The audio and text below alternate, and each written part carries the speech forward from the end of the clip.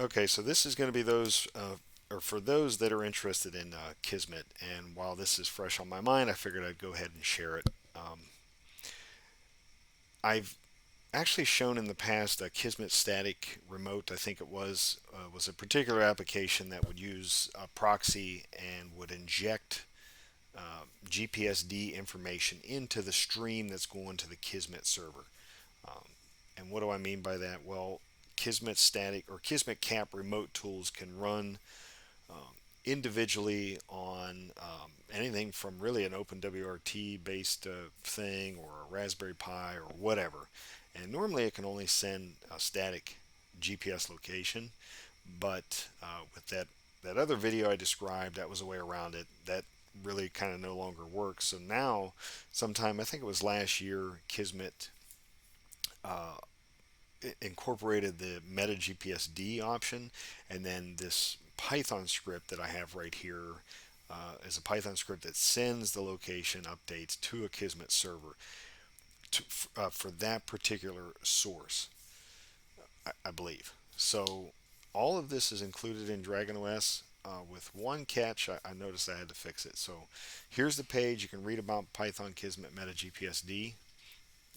A little shorter README here. It's not too overly difficult, but this is in DragonOS. And let's see. So to make this work, I'm going to exit the virtual environment here. Well, didn't mean to do that all the way like that, but what we're going to do is we'll change into the user source meta, sorry, Python Kismet MetaGPSD.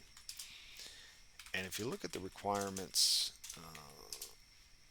just keep note of this WebSockets 10.1. I found that with 22.04, which is what DragonOS is running on top of, actually the packaged version of WebSockets is like 9 dot something, and then of course it comes with Python 3.10.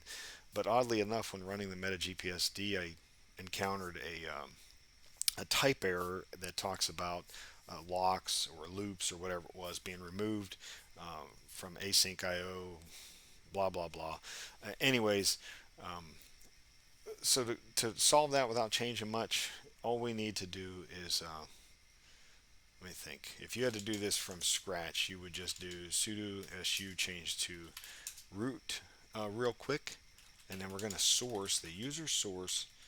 I know I have one in the Crocodile Hunter. It's in two different locations, but I have a virtual environment that I packaged with DragonOS for specific programs, which I think are Crocodile Hunter and uh, GSM Evil 2. So in either location, there's a VNV file there. And so we're going to source activate that just like this. And I'm only going to do it for as root for one particular reason, because I want to do, so if we do pip v, I think we'll see that we're actually using the VNV environments 3.8. So we're already root. So if I did pip, let me think, install web sockets equals 10.1, which I've already done, that will install that. You can see requirement already satisfied in that VNV. But I did that, and then I suppose you could stay as root, but we're not needing to really write anything to the user source directory. So you can actually just be a normal user, user source, Crocodile Hunter, source, VNV, blah, blah, bin, activate. We're back to that virtual environment, ready to run this script here. But we're going to have to do a couple things because I've redid the Kismet here. And you don't want to start this until you start the remote capture tool. Okay, so let's see. Let's start up Kismet. I'm just in my home directory here. Okay. And we're going to just create a default username and password. Okay. And let's see. I'm going to change some settings here just because I want to make this video. Let's see, icon only. Yep, that's fine. let's see, BSSID, yeah, okay. I just turned off a couple things because I don't want them popping up here. So Kismet is good. And let me think. We need to make an API. So let's just go MetaGPSD. I'll make this admin. You're probably fine making it data source, but I'm going to make it admin.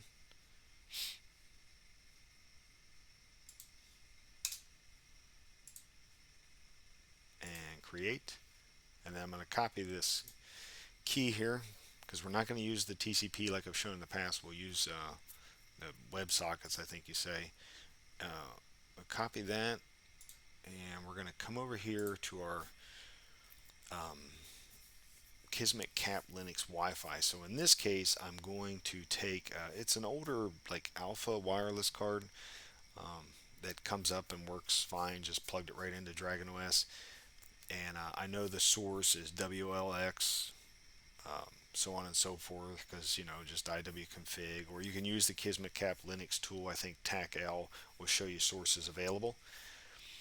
And you notice it can connect right to that 2501 because we're not using that legacy TCP. And then I'm going to paste the API key here, and then we'll do the dash dash source, specify that. And the important thing is to give it a name, and then also what that MetaGPS is going to, yeah, the interface, I guess, that we are going to reference for MetaGPS. So those two may not necessarily have to match. Yeah, I don't think, but it is important that once we start this interface, let's see, once we start this interface, it's going to start sending stuff to the dashboard. And so how am I going to do this? So I'm going to start this, and then I'm going to click over here because I don't want all this information being seen. So let's see, we'll just know that this should be working. I'll click this, and then I want to start this relatively quick, so that the GPS location, the average lines up. So if I take the API key here,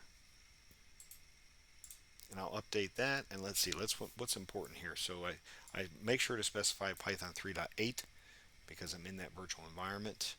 I'm connecting, and I understand that I'm running everything all on one machine, but I promise you this same concept works if I had taken the time to set it up on a Raspberry Pi, these two components here. So just picture these two terminal windows being done on a different machine, and then that connect would be whatever IP address is needed to reach the Kismet server. Okay, so hopefully that makes sense. And you'll see here MetaGPS, I did specify the remote 0, so those do match.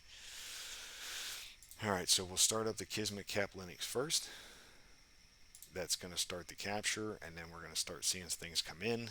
And then I'm going to start up the MetaGPSD, and that's going to send the location information.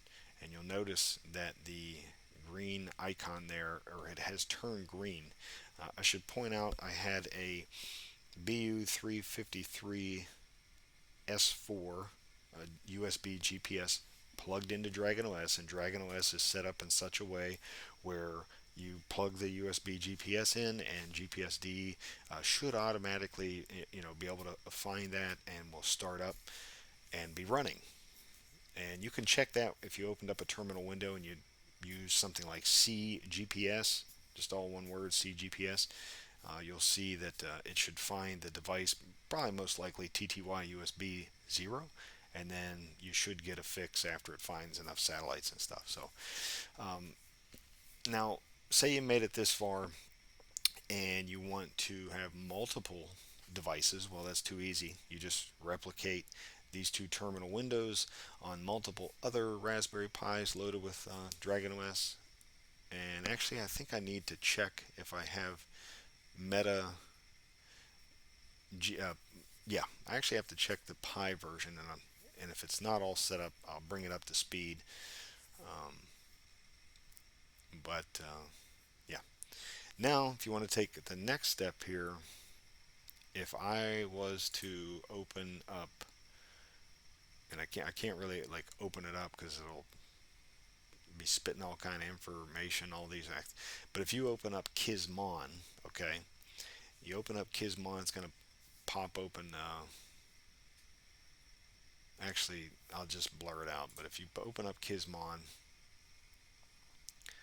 okay, so Kismet normally would not be active. You would have to click configure, or maybe it would be active, but you'd have to edit the connection, and you would put in the IP address and port number and username and password to log in. And once you logged in,